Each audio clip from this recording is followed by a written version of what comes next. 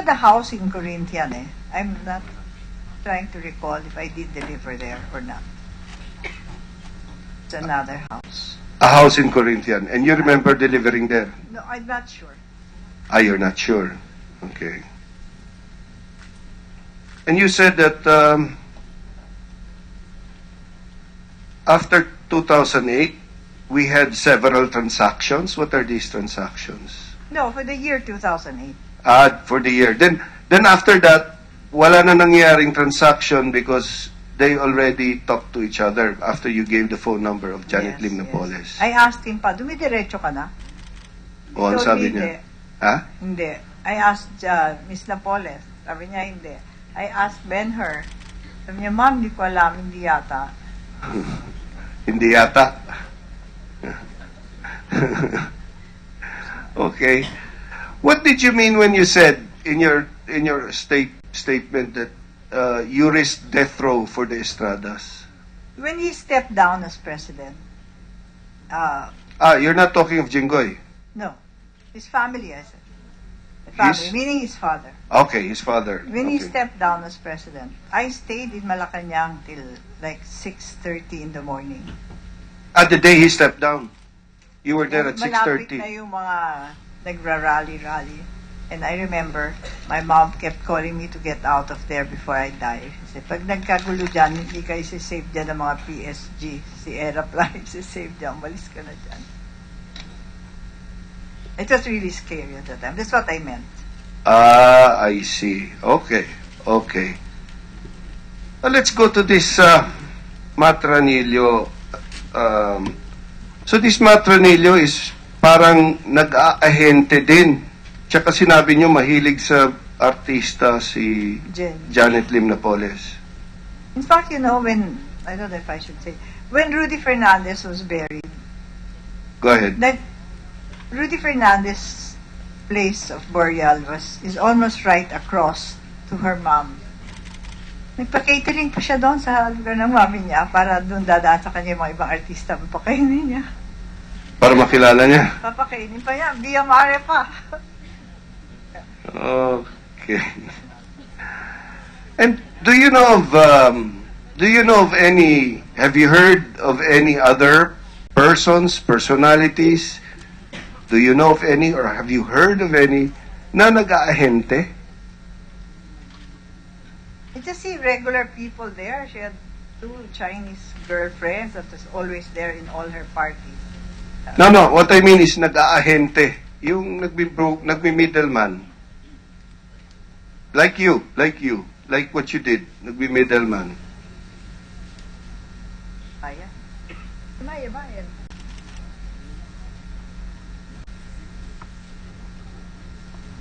I don't know. There's really none.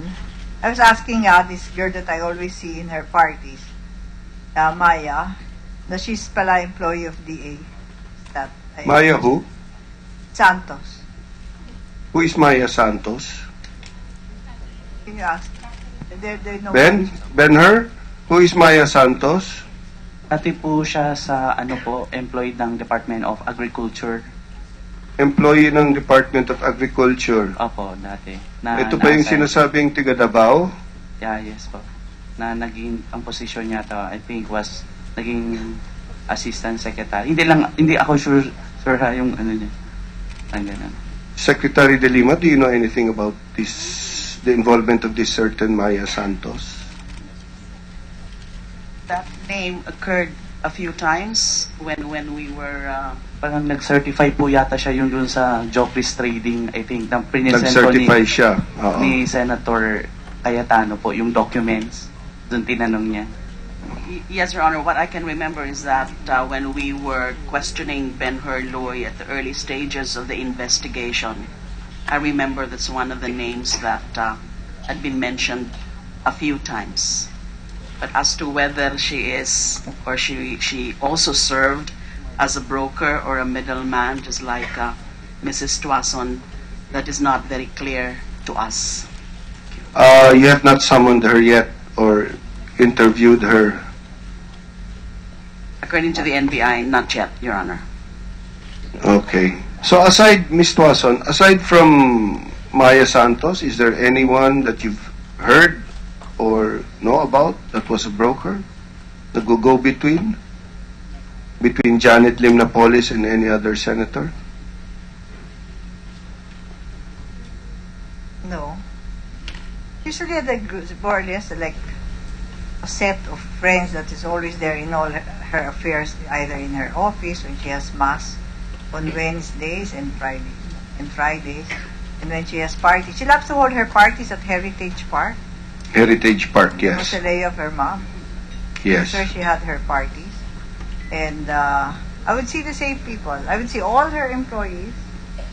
Yun ang laging 100% present.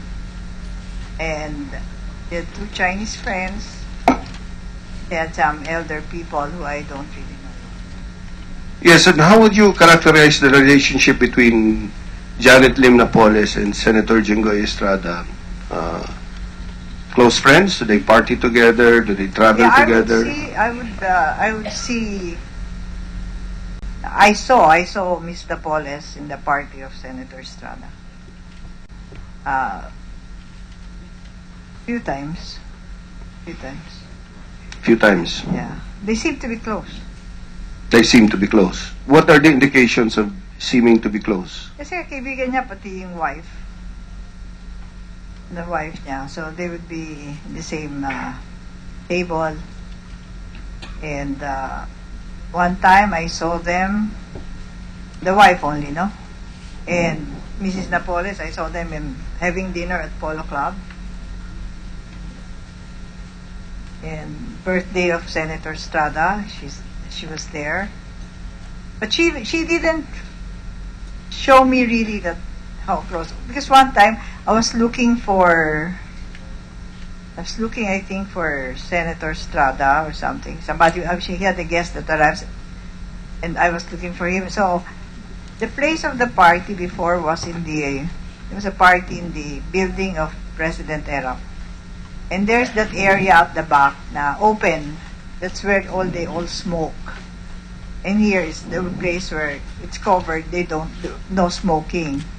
So I went out there and I saw them. They were having fun there, but that's where she would just stay. She was there, but there were a lot of guests.